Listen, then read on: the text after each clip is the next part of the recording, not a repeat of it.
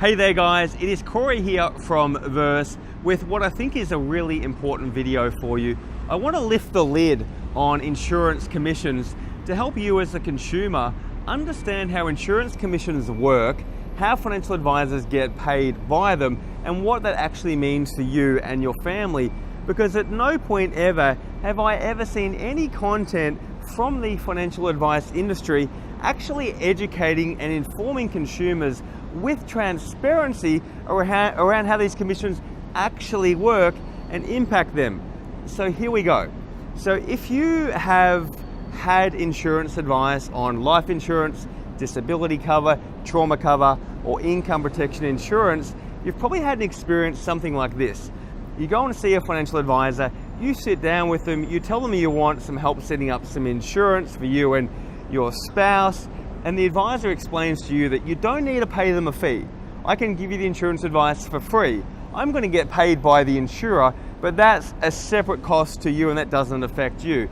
The truth is that that's not the truth, right? When that advisor helps you set that insurance up, once it's set up, there is a commission that is typically the equivalent of about 100% of the first year premiums that is paid to the advisor or the advice business. And then there's an ongoing commission every single year as long as you continue to hold that policy that gets paid to them on top of that. That can be somewhere between say 10 and 20% every single year. Now, how does this actually affect you if they're getting the commission? What it does is actually built in to the insurance product by way of inflating your insurance premiums by about 30 to 40% every single year. So not as a once-off, but if you are holding those policies for 10 years, you're going to pay roughly 30 to 40% more in insurance premiums over that journey. So just to give it some numbers and a bit of context, if you and your spouse had collective insurance premiums of $4,500 a year, to keep these numbers simple, and they were inflated by 30% because the advisor was receiving commissions from the insurer, you should be paying $3,000 a year instead of $4,500.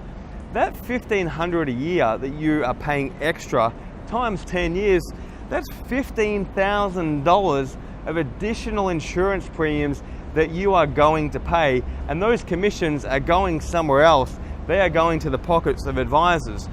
Now, what you should be doing is finding advisors that either A, don't take commissions or are willing to operate on a fee-only basis, as well as perhaps commissions. Because if you are young and your insurance is very cheap, those savings aren't a lot, right? But if you are making good money with plenty of debts and a number of kids and your premiums are quite high, I guarantee you seeing a financial advisor and having them get paid those commissions that aren't an extra payment to you is going to cost you a bucket load of money. So you are better off on agreeing to a professional fee for hopefully their professional advice and work to help you set up those insurance policies.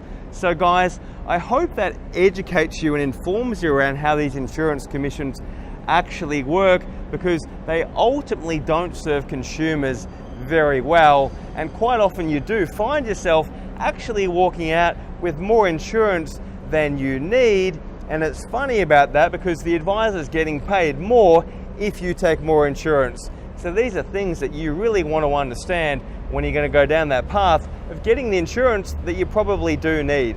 I hope that helps, guys.